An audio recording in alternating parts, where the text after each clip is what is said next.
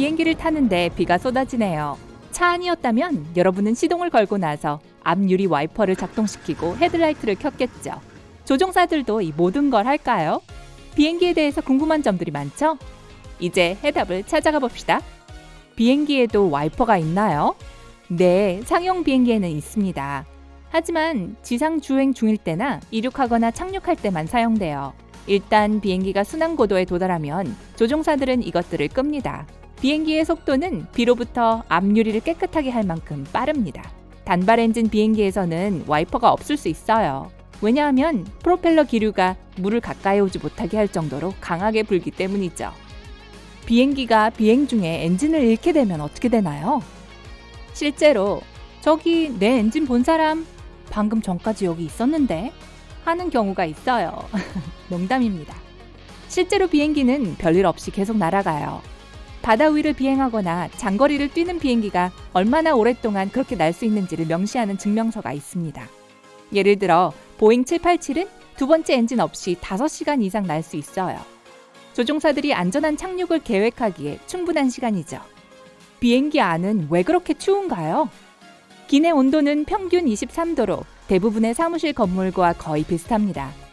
하지만 여러분이 몸을 많이 움직이지 않고 몸을 따뜻하게 해주는 열을 적게 생산하기 때문에 너무 춥다고 느끼는 거예요. 승무원들은 뜨거운 공기가 비행 중에 일부 승객들을 기절하게 할 수 있기 때문에 히터를 틀지 않습니다. 비행기에도 경적이 있나요? 네, 또 어떤 것은 전체가 트럼펫 섹션이기도 해요. 사실 네, 경적이 있습니다. 하지만 조종사들이 이걸 새들을 겁주거나 공중에서 다른 항공기에 관심을 끌기 위해 사용하진 않아요. 이봐요, 좀 비켜요! 여러분은 이 고음의 차임벨 소리를 비행기가 땅에서 움직이지 않을 때에만 들을 수 있습니다. 예를 들어 기관사가 조종실에서 뭔가를 확인하고 지상 승무원의 주의를 끌려고 할 때처럼 말이죠. 비행기는 왜 하늘에 하얀 흔적을 남기나요? 엔진이 연료를 태울 때 이런 현상이 생겨납니다. 비행기는 대기와 섞이는 물과 이산화탄소를 배출하죠. 그리고 높은 고도의 공기는 차갑고 배기가스는 뜨겁기 때문에 물이 응축되어 얼면서 그런 하얀 꼬리가 만들어지는 거예요. 비행기에도 브레이크가 있나요? 네, 탄소강 재질로 만들어진 다중 디스크 브레이크가 있어요. 차 안에 있는 것과 비슷하죠. 하지만 비행기가 땅에 닿을 때 멈추게 하는데 이것들만으로는 충분하지가 않습니다. 브레이크 시스템에는 날개 밖으로 미끄러져 나와 기류를 방해하는 다른 면들도 포함되어 있죠. 비행 중에 비행기 문이 열릴 수 있나요? 객실 압력은 그런 일이 일어나지 않도록 하는 힘입니다. 만약 누군가가 열려고 한다면 11,000kg 이상의 압력, 즉 선박용 다체 무게 정도를 이겨내야 해요. 게다가 항공기 구조물 내부 깊숙한 곳에 문을 제자리에 고정시키는 잠금 볼트도 있습니다. 비행기에 벼락이 내린다면 어떤 일이 일어나나요? 통계에 따르면 이런 일이 모든 상용 비행기에 1년에 한 번 정도 일어난다고 합니다. 하지만 항공기의 금속 부품과 필요 설비는 전기가 증가하는 것을 방지해주죠. 그래서 대부분의 경우 표면에 그을린 흔적만 남습니다. 왜 항상 좌석과 창문은 줄이 맞지 않나요? 좋은 질문이에요. 모든 상용 비행기는 좌석과 창문이 완벽하게 정렬되게 설계되었습니다. 하지만 항공사가 제트기를 구입할 때 종종 여분의 좌석을 추가하는 걸 선택하죠. 좌석이 더 많으면 더 많은 승객들에게 더 많은 표를 팔 수 있으니까요. 그 덕에 여러분의 시야가 더 좁아지고 다리 공간도 더 줄어들게 되지만요. 이제 어떻게 된 일인지 아시겠죠? 승무원들은 왜 머리 위 칸에 손을 대나요? 덮개가 잘 닫혀 있는지 확인하는 거라고 생각하는 분들도 계실 거예요. 하지만 아닙니다. 승무원들은 통로를 따라 좀 더 안정적으로 걷기 위해 머리 위칸 바닥에 숨어있는 난간을 사용해요. 엔진에 있는 저 하얀 나선형의 표시들은 어디에 쓰이나요? 지상 근무자들은 청력 보호 장치를 착용하기 때문에 귀로는 비행기에 접근하는 것이 안전한지 결정할 수가 없습니다.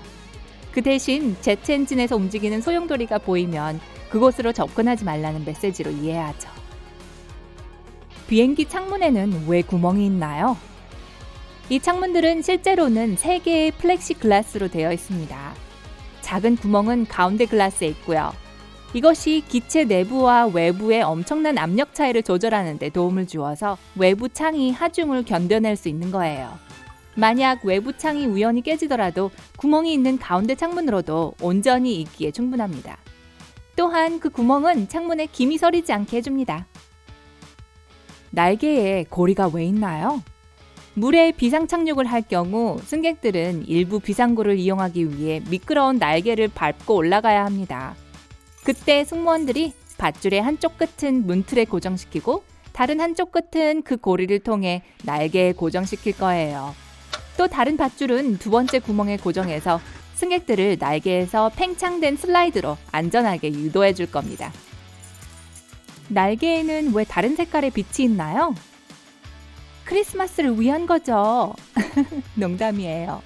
왼쪽 날개 끝에 있는 빨간 불빛, 오른쪽에 초록 불빛, 그리고 꼬리에 있는 흰 불빛은 비행기의 내비게이션 불빛입니다. 이 불빛들이 다른 조종사들에게 비행기의 위치와 이동 방향을 알려주는 거예요. 다가오는지 멀어지는지를 말이죠. 비행기에도 시동 거는 열쇠가 있나요? 시동 거는 열쇠는 주로 보안 수단이기 때문에 대부분의 상용 비행기에는 이런 열쇠가 필요 없습니다. 24시간 감시하에 경납고 안에 잠겨 있어요.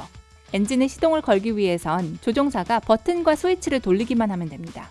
하지만 세스나와 같은 소형 전용기는 엔진의 시동을 걸 수 있는 열쇠가 있고 심지어 문도 잠글 수 있습니다.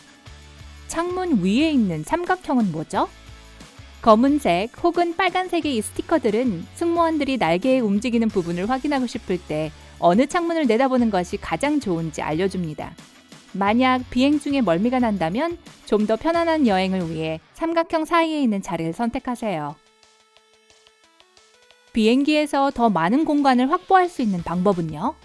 운 좋게 통로 좌석을 얻었다면 통로에서 가장 가까운 팔걸이 아래 경첩 근처에 마법의 버튼이 있을 겁니다.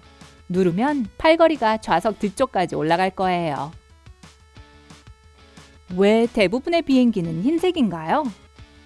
이 색은 다른 색보다 태양을 더 잘 반사하기 때문에 비행기를 시원하게 유지하는 데 도움이 됩니다.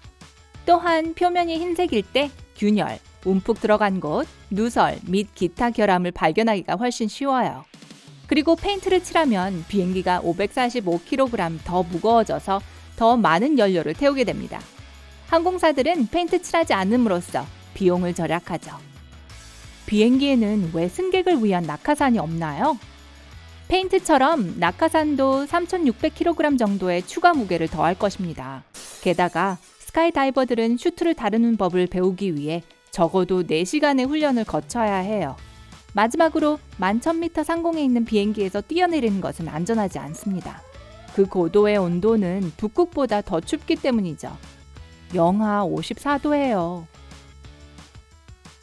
더울 때는 비행기가 왜 날지 못하나요? 뜨거운 공기 중에 있는 분자들은 훨씬 더 많이 퍼져 있습니다.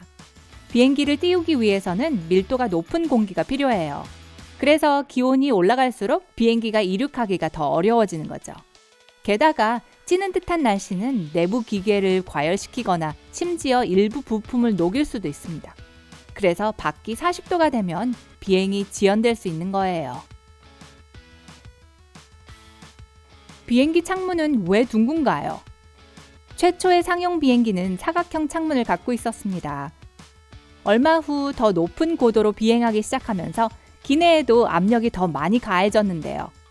잦은 가압과 감압 때문에 창문이 변형되고 심지어 모서리가 있는 창문은 깨지기도 했습니다. 그래서 창문들은 압력을 훨씬 더 잘 견디는 둥근 모양으로 교체됐죠. 산소 마스크는 어떻게 작동되나요? 아주 잘 작동돼요. 순환 고도에서 실내가 감압되면 산소가 손실됩니다. 마스크는 산소를 제공하지만 단 15분 동안만이에요. 하지만 괜찮습니다. 그 정도면 조종사가 공기 중에 산소가 더 많이 있고 사람들이 정상적으로 숨 쉴 수 있는 3,000m 이하로 내려갈 수 있을 만큼 충분히 긴 시간이에요. 난기류의 원인은 무엇인가요? 여러분의 여행은 3가지 주요 원인 때문에 험난해집니다. 폭풍, 산, 그리고 제트 기류죠. 바다와 마찬가지로 공기는 산을 만나면 기류를 일으킵니다. 그리고 가끔 비행기에 영향을 미치는 강한 기류가 되어 오를 수밖에 없죠. 제트 기류는 따뜻한 기단이 차가운 기단과 충돌할 때 나타나는 빠른 바람의 띠입니다. 폭풍 구름은 공기를 밀어내고 예측 불가능한 기류를 만들어냅니다. 비행기는 왜 가끔 연료를 버리나요? 비상 착륙을 해야 한다면 조종사들은 초과 중량을 빨리 없애야 합니다. 연료를 다 태우지 못했지만 목적지 활주로에 최대한 가벼운 상태로 도착해야 하기 때문이죠. 비행기가 가벼울수록 착륙이 더 부드러워집니다. 타이어가 터지지도 않고 불도 안 나요. 문은 왜 왼쪽에 있나요? 기장이 보통 그쪽에 앉기 때문에 터미널 탑승기호와 평면을 정렬하는 것이 더 쉽습니다. 오른쪽에서 항공기에 연료를 공급하고 짐을 싣죠. 왼쪽으로 승객들이 들어오면 직원들이 방해받지 않게 됩니다. 왜 이착륙할 때 조명을 어둡게 하나요? 여러분의 눈이 어두운 환경에 완전히 적응하는데 최대 30분이 소요됩니다. 야간이나 황혼에 조명을 어둡게 하는 것은 승객들이 비상탈출해야 할 경우에 대비하기 위해서예요. 낮에는 엔진 동력을 절약하기 위해 빛을 희미하게 합니다.